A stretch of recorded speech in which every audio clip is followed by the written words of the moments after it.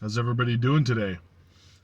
So I'm going to talk about imposter syndrome. I would actually technically call it imposter insecurities and not a syndrome because it's not a disease, right? It's just an insecurity mostly. And a lot of us have it. And those insecurities are thinking that you're not worthy.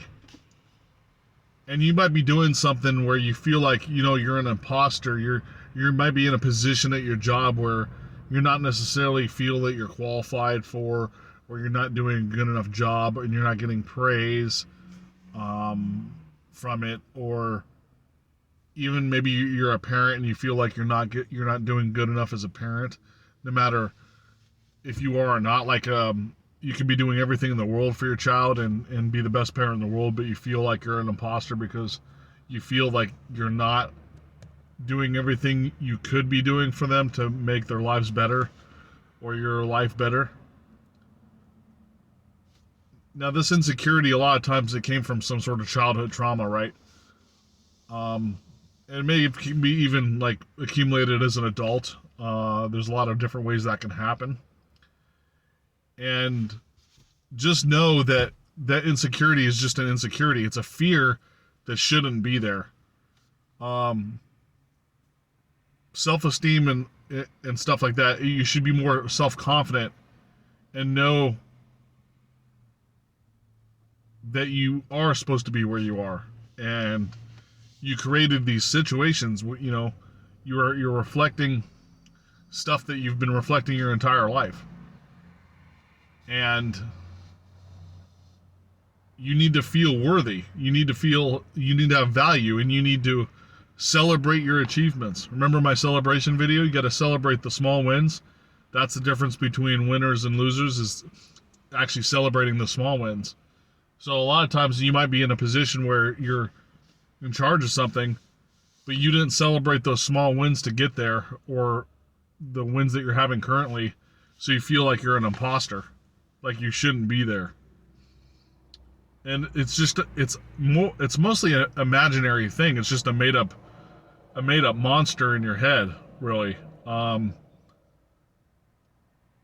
If you're doing bad things and constantly being bad, and you want to do better, and you're constantly doing things that cause problems, and maybe it's even criminal and stuff like that, your spiritual journey is going to actively help you change that. So that's not what you need to worry about, right? Like if you're a bad guy, or you feel like you're a bad person, going on your spiritual journey and practicing the spiritual practices, changing the morals and ethics, that's going to make you better anyways. So if you're on your spiritual journey and you're actively observing yourself and reflecting on what you've done, and always trying to better yourself in some way, or at least maintain that goodness in your heart, you're not an imposter at all. You're supposed to be there. Maybe you make a lot of money and you feel that you're not worthy of it, or you don't deserve it, or you're not worthy of you don't deserve success. A lot of times with metaphysical practitioners or spiritual people, sorry, sometimes they're not manifesting money because they don't feel that they deserve it. They're not worthy of receiving that money. That's part of that imposter insecurity that's coming about in your head, thinking, oh, I'm not worthy of all this magical money coming to me. That's not true whatsoever. And there's different ways you could go about trying to get rid of that idea in your head. Some of the metaphysical practices, of course, but just know that you have value. You are worthy. Remember, you're an infinite spiritual being having temporary human experience. This is an experience that we're in. It's a kind of like a video game construct. You're here to have an experiences, sight, smell, taste, pain, pleasure, loss, happiness, all that stuff. We're trying to experience that. That's why we came here, so we could have fun, basically. And if you're not having fun, maybe you need to tweak some things, and maybe you have a little bit of imposter syndrome if you feel if you're not having fun because you don't feel like you're worthy of this, and you're like, oh, if I'm having fun, then you got this guilty conscience. Like if I'm having fun and someone in my family is not having fun, then you have a guilty, or friends, you have a guilty consciousness. Well, I'm doing this and having all this fun, but meanwhile, my dad or my uncle or my sister or brother or whatever the case is over here having a miserable experience while I'm having fun all the time. Don't have that. You shouldn't be having that guilt. You're here to have an experience, and if you just can't let go of feeling bad for them, instruct them on the information that we're talking about right now. Right? Put them on a spiritual journey to have a spiritual awakening, and then they can make better changes in their lives. So you shouldn't feel guilt because you can teach this information to others, so they can the best help you can give them is the help that they can change their lives with, right? Doing physical stuff for them, like maybe helping them move their house or, all that's good and all, but the best thing you can do is get their mind to help, get their mind set to help change their lives, make their lives better so they can help other people. See, it's a contagious thing. This spiritual consciousness is contagious. And imagine if everybody was doing it, like what world would we be in if everybody was on a spiritual journey? If we were manifesting stuff like out of thin air or very quickly, imagine the constructing, the buildings that we have, the technology, the space, like if there's spacecraft or there's like vehicles to get you from one place to another. And it's not just materialism. It's like how much crime would we have? Wouldn't have any. People would get along and not hurt each other for some sort of monetary gain because we're all spiritual manifestors. So there's no point. We're happy. We can receive whatever we receive what we need. We don't have to kill or steal or anything from other people in order to get that, because the collective consciousness is vibrating on a level to where we're manifesting stuff because this is all energy. So if you have imposter syndrome, just know that it's an imaginary beast or a monster that it's not real. And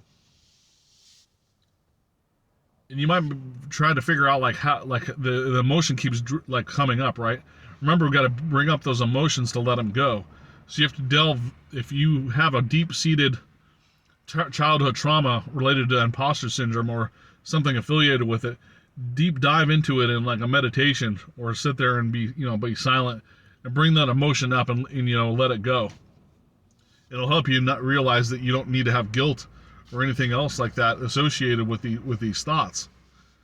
And I know a lot of you out there are suffering from it, and this is what we need to do in order to move on and move forward. And that's what we're all doing.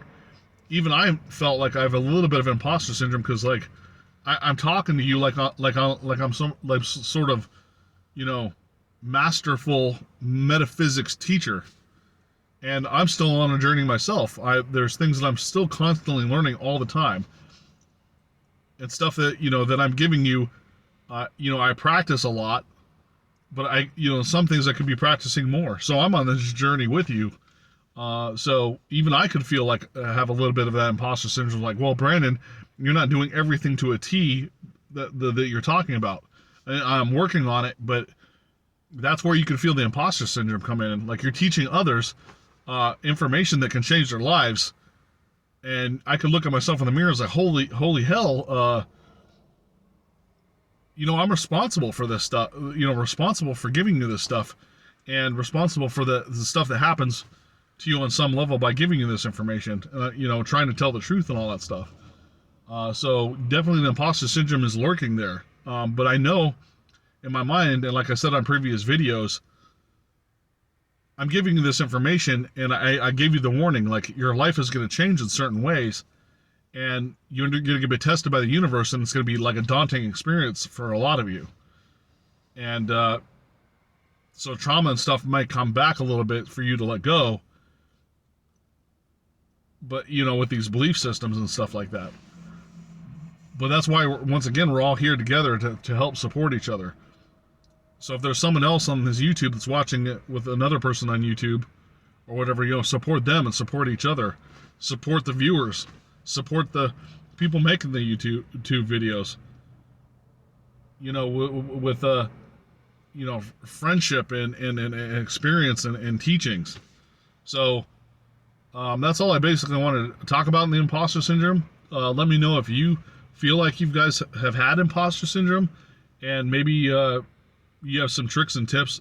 If you got rid of it, you could tell it in the comments. And email me at realitysimulator@gmail.com. As always, I greatly appreciate you guys watching my videos. To all those new viewers out there that are watching them, thanks for joining, and have a nice day.